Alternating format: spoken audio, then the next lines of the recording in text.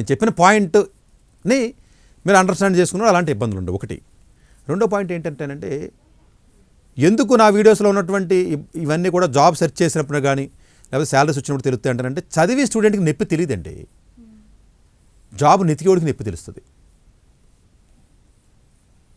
చదువుకునే స్టూడెంట్కి నొప్పి తెలియదు, పేరెంట్కి. ఆడి పిల్లవాడు శాలరీ తీసుకుంటాడు కదా, అప్పుడు తెలుస్తుంది నొప్పి.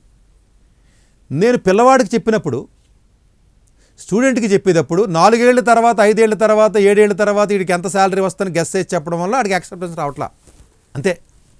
డైజెస్ట్ చేసుకోలేకపోతుంది. ఎవడంటాడు తెలుసా? ఇప్పుడు చాలామంది దేవుడికి చూసేవాడు కూడా ఉన్నారు, నన్ను చాలామంది, ఎన్నో వేల మంది ఉంటారు. నొప్పి ఆల్రెడీ తగిలేసి ఉంటుంది చూసారా, వాడు కరెక్ట్గా అంటాడు. మళ్ళీ నొప్పి తగలదు అని ఓవర్ కాన్ఫిడెంట్గా ఎక్కువ ఆశతో ఉంటాడు చూసారా, వాడికి నచ్చదు. మీకు ఆల్రెడీ దెబ్బ తగిలిందండి. ఇలా నేను ఏదో ఎగ్జాంపుల్ చెప్పి ఇలా అయితే ఇలా ఇబ్బంది పడతారో, దెబ్బ తగులుతుంది, ఏదో సిఈసీ చదివారు, సరిగ్గా జాబులు లేవు, ఏదో బీబీఏ చదివారు, బేకాన్ చదివారు, ఎవడ చదివినా కూడా 20,000 10,000 15,000 25,000 మంచి ఉద్యోగాలు ఇవ్వట్లేదు, ఇది ఇబ్బందికరమైన పరిస్థితి ఉంది. మార్కెట్లో ఎన్ని అవుట్డేటెడ్ కోర్సు, దేనికి పనికిన చెత్త చెదారం కోర్సులు ఇవి చదివితే ఉద్యోగాలు బయటకు రావట్లేదు. మహా అయితే ఇచ్చినా కూడా అకౌంటెంట్కి 15,000 20,000 ఇస్తున్నారు, లేకపోతే ఎక్కువ ఇవ్వట్లేదు, ఇబ్బంది అవుతుంది అని అన్నాను అనుకోండి. చదివాడికి ఒప్పుకోడు.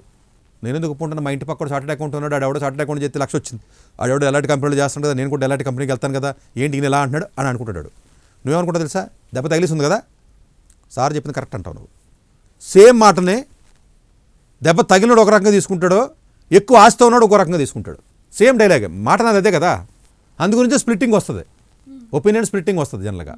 నేను ముందే తెలుసుకోండి అన్నప్పుడు, ఇప్పుడు ఫర్ ఎగ్జాంపుల్ నువ్వు బైపీసీ చదవకరా ఇబ్బంది పడతావు అని అన్నాను అనుకోండి, నా కాంటెస్ట్ ఏముంటుంది?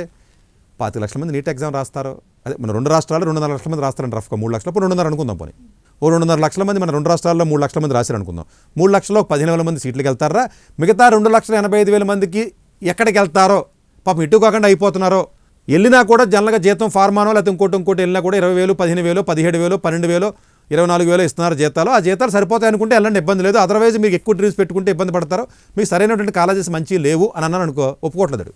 ఏమంటాడు తెలుసా? నేను డాక్టర్నే, నాకు ఆల్రెడీ బోల్ సంపాదించుకుంటున్నాను, నేను మీరేంటి సార్ బైపీసీ వద్దంటున్నారని డాక్టర్ కామెంట్ చేస్తున్నాడు. తప్పది. ఎందుకని? ఆడు పాత రోజులు, అప్పుడు సెటిల్ అయిపోయాడు, ప్లస్ ఆల్రెడీ సీట్ వచ్చింది అడికి. నేను ఎవరిని దృష్టిలో పెట్టుకు మాట్లాడుతున్నాను? సీట్ రానోడు దృష్టిలో పెట్టుకు మాట్లాడుతున్నాను. అంటే మీరు అనొచ్చు, చదువుకున్నాడు ప్రతి ఒక్కటి పాజిటివ్గానే ఉంటాడు కదా, మరి సీటు వస్తుంది కదా, మీరు ఆడిని ఎందుకు వద్దంటున్నారని అనొచ్చు నువ్వు.